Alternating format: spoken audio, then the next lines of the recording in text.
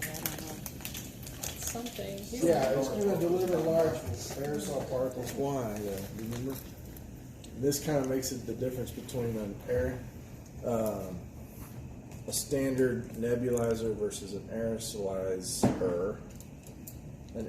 Something that just aerosolizes doesn't have a baffle. Because a baffle is what helps decrease the size of the aerosol particles. So, barely, can you see this? No. They're pretty small. Oh. Where's it I at? might not have enough fluid in there. Let me show you. Mm-hmm. Anyway, we don't use these.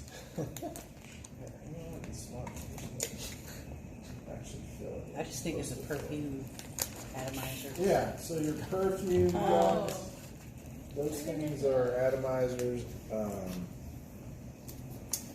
What else? Atomizer. Oh, like a nasal spray. I would consider that as an atomizer. There we go. That's too much. Oh, there, I saw it. Yeah, There we go. All right. So the only time you'll actually really see these being used is when they're testing you for a mask fit, specifically an N95 mask. Does anybody know what an N95 mask is? Isolation. Yeah, so it's for respiratory isolation. So those. They test us for those because of my beard. They would fail. Oh. So if you worked in a situation, I don't know how that works. Anyway, we won't worry about it. So what they'll do is they'll fill this up with like a saccharin, a liquid saccharin, and then they'll put the mask on you, put the hood on you, make you do some weird things by basically saying words and moving your head left and right, and then have you breathe through the mask, and then they'll atomize and see if you can taste it. Yeah, they make you read something. Yeah, there's just the words make you make different shapes with your mouth, so that's why they do that. So just a standard atomizer, not a nebulizer. Now, it could be argued, well, doesn't this act as a baffle when you have a change in direction right here? So, well, yeah, okay, that might argue that that's a baffle, but the difference is an atomizer and a nebulizer. One has a baffle, one does not. All right, let's look at this.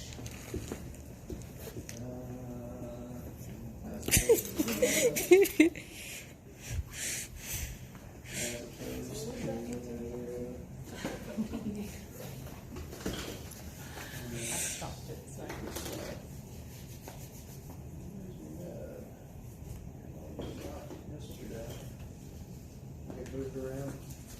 Yeah, there we go.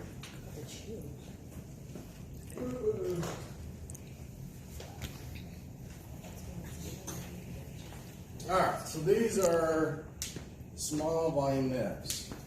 Yes? All these are small volume nibs.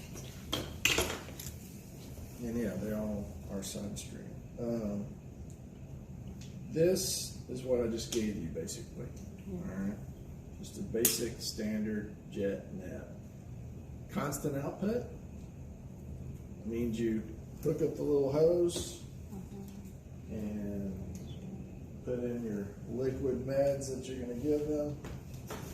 Hook it up to the flow meter. And just in case I didn't stress this before, anytime you're connecting something to a flow meter, make sure you kind of hold the flow meter and you're not sitting there going, cramming it on there, because this will eventually break and you don't want it to break on you because it's going to ruin your day. So should we take the tree off and then connect it and then screw it on? No, just use opposing forces. Hold on to the flow meter and push and hold this in place, kind of like you're doing something like that, right?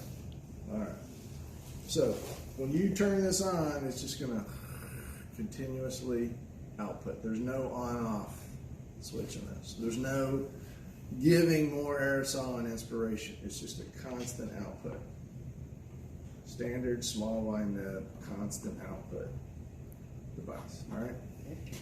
The next one, and these should be familiar with pictures that I've showed you on slides. as this one. Well, it looks similar. The big difference is look for, like I said, a little valve flap near the mouthpiece. And this is breath enhanced. So when you breathe in, it causes more aerosol to produce during inspiration. It's still constant, but it increases the amount of aerosol that's being produced. So it's breath enhanced small volume neb. And not as much waste as tungsten. You're going to get a little bit more of the medication, yeah, because it gives you more volume of aerosol particles during inspiration. During expiration, it's still wasting it, but there's no amping it up. I mean, you don't get any amping up the volume of aerosol production like you do with this one. So this one's a little bit better, all right? And then this one is designed to only nebulize on inspiration. So it's breath activated, breath actuated. Turns it on during inspiration only. When they go to expire, it stops. Okay? So no waste. What's another name for breath activated or breath actuated small volume neb? Dosimetric. Dosimetric. Let's put a little liquid in here.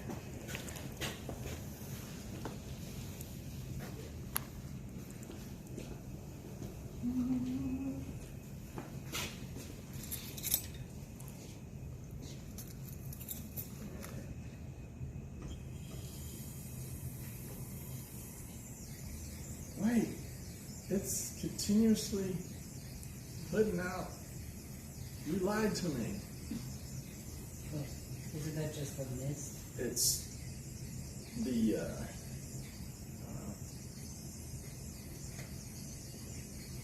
why is that popping out? I must have too much liquid in there. I do. Hold on. Did you hear that popping sound too? Yeah. That's what the patient's going to experience right in front of their face if you don't have that on there very good. I put way too much liquid in here. It says 6 mils max, and I went like 12. All of these will usually have little marks on the side to give you an idea how much liquid is in there. Isn't it great? All right, let's try this again.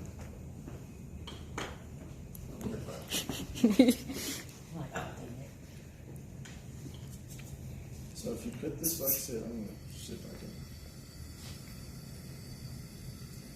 It's not working, right? So you have to draw in on it, cause a little bit of a negative pressure, and then it causes it to aerosolize. Only on inspiration. Alright, so that's how this works, dosimetric. If the patient, you set this all up thinking they can do it right, and then they can't, instead of like going to get a different device, because I mean this is already kind of pricey or whatever, right? You can convert it to a constant output, just like so. You just turn this little knob. If you want to actuate it for them, you just push the green button on the top. So when it was too much, it was trying to empty itself out, or what? Because you were Why saying wasn't working while ago? Yeah. It was just too much fluid that was pushing up on this little valve. It wouldn't do anything but continuous. All right, dosimetric stuff. Now, let's do one little, what we got it here.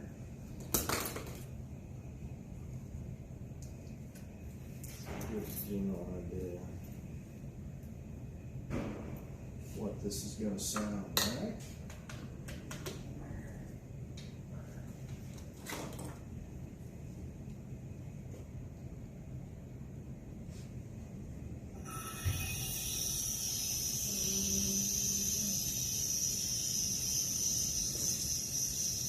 Now I do have this mouthpiece obstructed. Now, let's do that. So as soon as you start it, that's what it should look like. And then you give it to them and give them directions on how to breathe. Just need you to breathe normally every now and then. Take in a slow, deep breath, and if you can do a breath hold, you'll get even more medicine into your lungs. So they should just breathe in and out through it, you know. And then if they don't do it, they go, okay, on this breath, let's take a slow, deep breath in. Deep as you can, hold your breath for me. And go on. All right. And it's not going to be every breath that they're going to hyperventilate, right? Cause them to get dizzy. All of these in some form or fashion have to be upright, meaning the neb, this part has to be upright for it to function really well. And these all need at least about 3 cc's of liquid for you to get enough nebulization going to get it into the lung. So, kind of look at it right here. Can everybody see the really good aerosol production? As I tilt it, still good, but not as good, right? As far as volume of aerosol. The more you tilt it, generally the less aerosol, especially as it gets low.